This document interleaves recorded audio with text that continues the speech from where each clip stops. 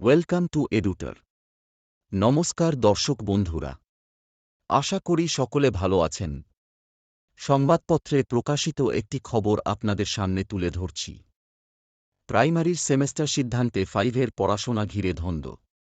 এক ক্লাস, সিলেবাসও এক, কিন্তু দুধরনের স্কুলে যুক্ত থাকায় তাদের পঠন পাঠন ও মূল্যায়ন পদ্ধতি অচিরেই পৃথক হতে চলেছে। এমন এক আজব সন্ধিক্ষণে এ রাজ্যের ক্লাস 5-এর পড়াশোনা। রাজ্যে ১৯,০০০-এরও বেশি প্রাথমিক স্কুলে পঞ্চম শ্রেণীর পড়াশোনা হয়। বাকি ৩০,০০০ প্রাথমিক স্কুল চলে শুধু চতুর্থ শ্রেণী পর্যন্ত। এই সব স্কুলই রাজ্য প্রাথমিক শিক্ষা পর্ষদ বা প্রাইমারি বোর্ডের অধীন। পর্ষদ জানিয়েছে, নতুন বছরের গোড়ায় সমস্ত স্কুলে 5 পর্যন্ত ক্রেডিট বেস সেমেস্টার সিস্টেমে সিবিএসএস পঠন পাঠন শুরু হবে। এ রাজ্যেই আবার সরকারি, সাহায্যপ্রাপ্ত এবং পোষিত আরও ১৫,০০০ বিদ্যালয়ে পঞ্চম শ্রেণীর পড়াশোনা হয়, যে স্কুলগুলি মাধ্যমিক ও উচ্চ প্রাথমিকের অংশ। এগুলি নিয়ন্ত্রণ করে মধ্যশিক্ষা পর্ষদ। তারা ২০২৫-এও বার্ষিক পদ্ধতিতে পঠন পাঠনের পাশাপাশি সামেটিভ ও ফরম্যাটিভ পদ্ধতিতে মূল্যায়ন করবে। তাহলে মধ্যশিক্ষা পর্ষদের অধীনস্থ এই স্কুলগুলিতে পঞ্চম শ্রেণীর পড়াশোনা সেমেস্টার পদ্ধতিতে হবে কি করে?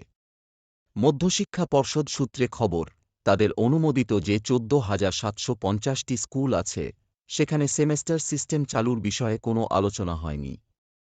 এই সব স্কুলেই পঞ্চম শ্রেণী রয়েছে।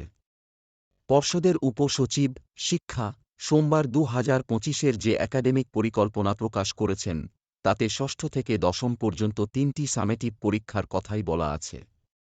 কিন্তু এই স্কুলগুলির ক্লাস 5-এর ছাত্রছাত্রীরা কোন পদ্ধতিতে পড়াশোনা করবে? তাদের মূল্যায়নই বা হবে কোন উপায়ে? এ নিয়ে সংশয়ে খোদ স্কুলের প্রধান শিক্ষক-শিক্ষিকারাই। যাদবপুর বিদ্যাপীঠের প্রধান শিক্ষক পার্থপ্রতিম বৈদ্যর কথায়, প্রাইমারি বোর্ডের ঘোষণার পর আমরা ধোঁয়াশায় আছি। আমাদের স্কুলে 5-12 রয়েছে। মধ্যশিক্ষা পর্ষদ হোলিস্টিক রিপোর্ট কার্ড মেনেই মূল্যায়ন ও নম্বর বিন্যাস করতে বলেছে, যা প্রাথমিক শিক্ষা পর্ষদের চেয়ে আলাদা। শ্যামবাজারের পার্ক ইনস্টিটিউশনের প্রধান শিক্ষক সুপ্রিয় পাঁজা বলেন, আমাদের স্কুল ক্যাম্পাসে সকালে প্রাইমারিতে পঞ্চম শ্রেণী রয়েছে। আবার দিবা বিভাগেও পঞ্চম থেকে দ্বাদশ শ্রেণী আছে। প্রাথমিক শিক্ষা পর্ষদের নয়া ঘোষণায় তৈরি হয়েছে ধন্দ। যদিও প্রাথমিক শিক্ষা পর্ষদের সভাপতি গৌতম পাল সোমবার সন্ধ্যায় বলেন, আমরা নীতিগত সিদ্ধান্ত নিয়েছি। এ ব্যাপারে কোনো বিজ্ঞপ্তি এখনও জারি করা হয়নি। জাতীয় শিক্ষানীতিতেও ২০২০ সালে অনেক কিছু বলা হয়েছিল। তার সবই কি সঙ্গে সঙ্গে চালু হয়েছে? তার সংযোজন, কবে, কোন ক্লাসে কিভাবে পড়াশোনা ও মূল্যায়ন হবে, সেটা আমরা সময়মতো বিজ্ঞপ্তি দিয়ে জানাব। তাছাড়া আমরা প্রথম থেকে পঞ্চম শ্রেণী পর্যন্ত শিক্ষক নিয়োগ করি। এদের অনেকেই মধ্যশিক্ষা পর্ষদের স্কুলে পঞ্চম শ্রেণীতে কর্মরত। বেতনের ক্ষেত্রে তাঁদের কোনো সমস্যা হয় না। তাহলে মধ্যশিক্ষা পর্ষদের ওই স্কুলগুলিতে ক্রেডিট বেস সেমেস্টার সিস্টেমেও অসুবিধে হওয়ার কথা নয়। এখন শুধু এই পর্যন্তই। এই ভিডিওটি ভালো লাগলে লাইক এবং শেয়ার করুন।